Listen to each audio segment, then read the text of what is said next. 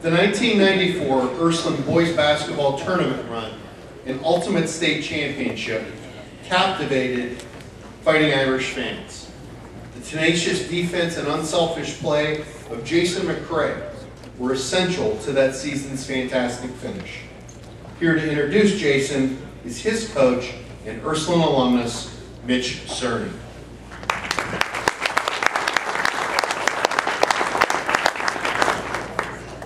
Thank you, and I'd like to also congratulate all the inductees tonight on this honor. Jason McCray, I just had started coaching at Ursuline, and I saw Jason play some in the parochial league at Holy Trinity, and I liked the way he played. He had great court demeanor, didn't show that emotion, no hot head. Was a competitor, played with great intensity. He did not fit the typical basketball-looking kid, but I liked his game. And I told one person, he's gotten older since I told him this, Father Murphy, I told him, this McCray is not the most ballyhooed of all the parochial leaders, but he would be my first pick. I like McCray. And Father Murphy kind of looked at me like, seriously? Something about it. Well, I met his mom. I met his mom then at the open house for prospective students, and we had a nice talk, and very down-to-earth family. She was interested in Jason's education, his safety and well-being. She was, very sincere and serious about attending Ursuline, and just sort of reaffirmed in my heart that this was a good kid to have in the program. So going in, we had two great advantages: a strong family and the skill set I thought to build on. And you got to get lucky. Bad equals good sometimes. In the off season after his freshman year, Jason played inside during his freshman year. Well, we were in the open gym, and I was down opposite end from the balcony, watching the guys play, leaning against the wall. Jason throws this pass, airmails everybody, out of bounds, almost hits the wall at the balcony.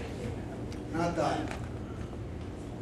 Well, I'll clean up what I got.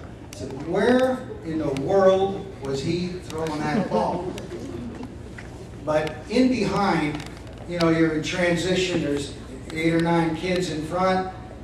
He sees a guy behind, like a deep pass in football, laid it out there. It was a bad pass, only in the physical aspect. It was a great look, and I thought, man, does he have vision like that? I wonder if he could play guard. So I started talking to assistant coaches about it. So we started looking at it. We thought, well, next year, yeah, we'll kind of ease him in. Well, next year came, he's a sophomore. Our backcourt is Tim Tyrrell and Brad Miller. We're set, except that Tyrrell is reporting after the football playoffs. He's plump. He's tired. He is hurt. And he needs time off. Miller, on the other hand, has a stress fracture in his leg. And so the learning curve for Jason McCray to play guard is a straight line. There is no curve. He's just got to play. And I think 2 years earlier at Holy Trinity, he's playing inside. And I know as a freshman at Ursuline, he played inside. He's playing a new position, an important position, and we're just throwing him in there. So it pays dividends down the road. But, you don't think that when you realize you have to do that. Jason, he's a junior, and he was just a standout defensive player. Great footwork. I told officials, Pete, Joe, basketball officials, at a camp, I wanted to plant the seed. I said, watch this kid's hands. See, he strips the ball off people, and you think he's fouling, but he does not foul. His hands are quick. He's got great footwork, great balance, and he could D you up. And so they were saying after the camp, in the summer camp up at Youngstown State, he does have quick hands. He's not fouling. I just want him to hold their whistle and don't start to prejudge. So he could play that defense. I mean, if you talk about a lockdown corner, they don't have such a thing in basketball, where you put a guy out there defensively on a receiver, put him on an island, he doesn't need any help. Well, Jason McCray was a lockdown corner on a basketball team. He would take the other guy. He watched Birch from Hardy. He matched up with Asim Pless from Mooney. Those are two Big Ten football athletes. And he would just stay with him. He was quick, he was strong, and he could stop them. And that was a tremendous asset to have, I can tell you. We get down to, we're in the state semifinal, and we're giving them the scouting report on Indian Valley. They have this kid, Jason Elspatch. He's second team All-Ohio. He does this, that, and the other thing, plays outside. You know, we got all kind of stuff written, and Jason said, "Coach, this is my guy, right?" I thought, well, you know, 26 games in, yes, sir, you're catching on. That's your guy. You got the All-State. And not to worry. So he has a big semifinal game, and we escape again by 2 and move into that final game. And, you know, the championship game, and there's a lot in there to remember. I watch the film about every couple of weeks just to remind myself.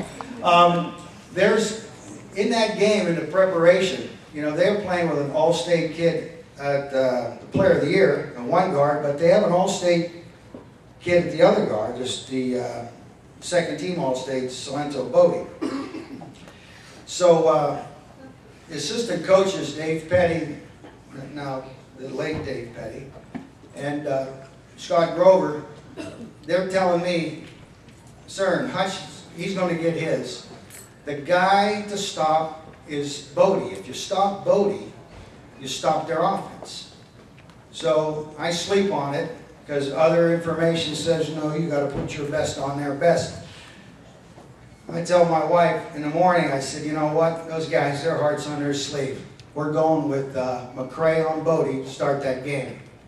And Jason gets after this kid. The kid had 20-some in the semifinals. He stripped it, he stole it, and he blocked his shot in the first 4 minutes of that game. 3 times he took the ball off that kid. And just, I mean, he just intimidated the kid, shriveled. He just did not play like an All-State player. McCray dominated him and really let us get our feet on the ground because we certainly were underdogs. And later on in the half, I mean, Ryan Battis started on, we switched over Jerry Howe, and then Jason had to go to Hutchins because Hutchins was heating up. When we get to halftime in a 1-point game, one of the little-known facts, but I think this is true. If not, I'll pretend it is. But at halftime, this part is true. Jason had 13 points at halftime.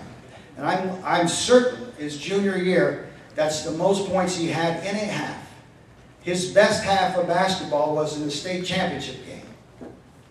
He had 13 points that lead us in scoring. And I frankly didn't see his senior year. I left Ursuline after his junior year. I don't know what his personal best was, but I'll tell you what, that was a well-timed, great game for the state championship. So that was his offensive contribution in that championship game. The rebound play at the end of the game, which we laughed about, Joel a couple of years ago asked, he wanted to clarify that that was not a shot, that was a pass.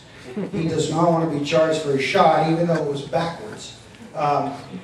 He claims it was he was throwing the ball up, which he was supposed to do. So, you know, I was laughing about that. But on that pass, it came over, and Larry Senvisky jumps up in the air to lay it in at the buzzer.